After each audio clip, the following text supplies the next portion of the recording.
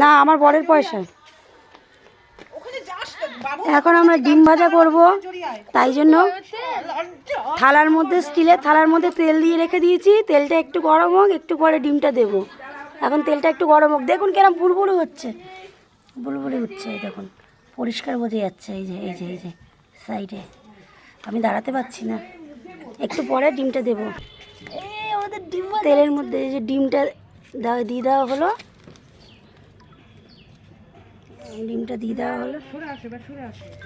ডিমটাকে একটুখানি এরকম করে দেওয়া হোক, ছড়িয়ে দিলে ডিমটা তাড়াতাড়ি হবে। ডিমটা এক সাইড হয়ে যাচ্ছে তো।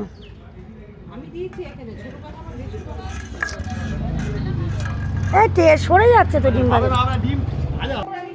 আবার আপনাদেরকে পরে আমি ডিম ভাজানোটা দেখাবো। সত্যি কথা, আমি একটুখানি রেখেছিলাম, ভালো হয়নি।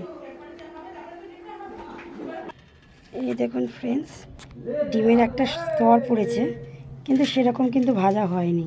আমি পারিনি। দেখুন একটা কেমন স্তর মতন পড়েছে, দেখতে পাচ্ছেন? আরও অনেকক্ষণ রাখতে হবে, যাই হোক, নইলে হবে না। প্রচুর গরম। এই যে একটা স্তর পড়েছে, আরও মনে অনেকক্ষণ রাখতে হবে। আমার রাখাটা ঠিকঠাক হয়নি, তাই জন্য একটা স্তর পড়েছে, কিন্তু ভালো ভাজতে আমি পারিনি।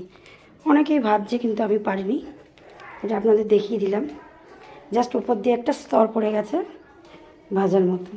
বাই।